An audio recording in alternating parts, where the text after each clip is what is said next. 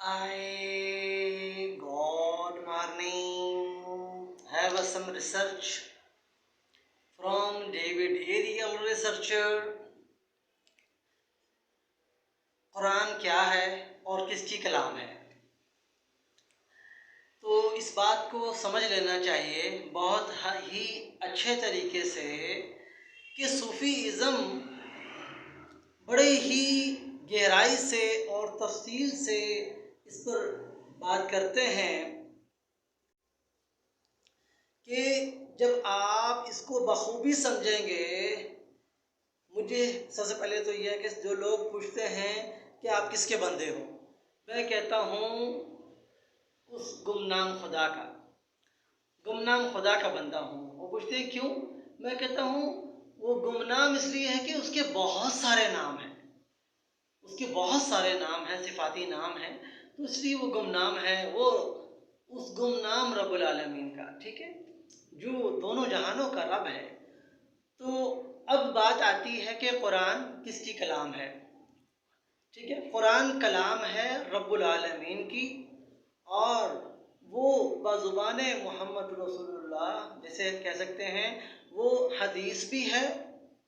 جب ہم نے محمد رسول اللہ کی زبان سے سنی، جب ہم وہ کلام ادا کرتے ہیں تو وہ حدیث بھی ہے اور وہ قرآن بھی ہے. قرآن کیا ہے؟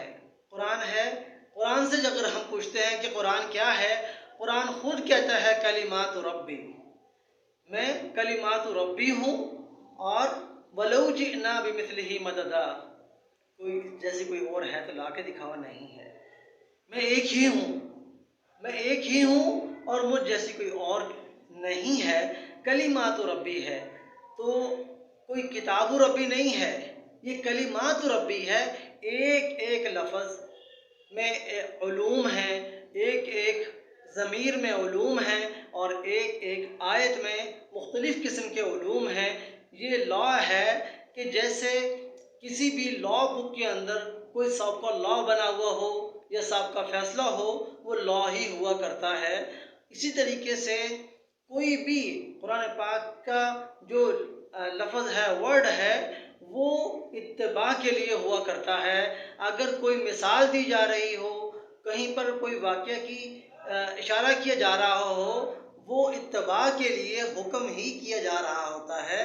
وہ تو اسی طریقے سے بعض جو کہتے ہیں وَكَلِمَةُ اللَّهِ إِلَى الْعُلْيَا، تو کلمت اللہ کے بعد کیا کہا؟ إِلَى الْعُلْيَا. اِلَا کا مطلب ہوتا ہے اس طرف، کہ جو کلمت اللہ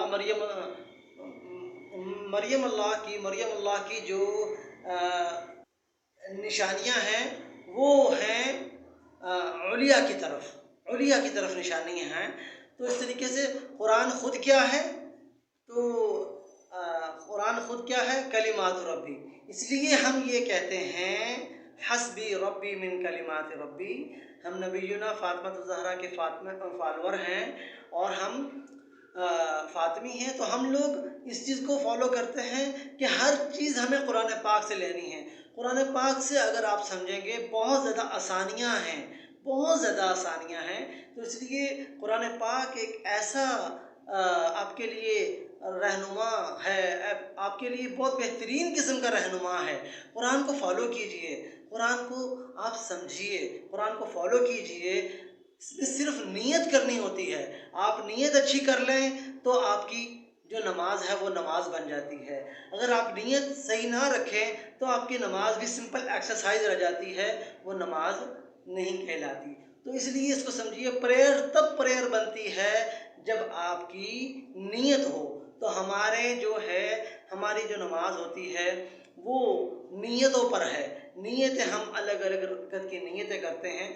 تو اس لیے اس کی تفصیل سے اس کی ایک ویڈیو بن چکی ہے پہلے، تو مزید بھی آ جائے گی. تو یہاں پر قرآن پاک کیا ہے؟ قرآن پاک کلمات ربی. تو اس میں یہ ہے کہ سب سے پہلے اس میں اقرأ بسم ربک الذی خلق، جو سب سے پہلی آیت آئی، اقرأ بسم ربک الذی خلق، پڑھیے اپنے رب کے نام سے. تو من کلمات ربی، ٹھیک ہے. ان ربی لسمیع الدعاء. Be with us, David Ariel researcher, always with you.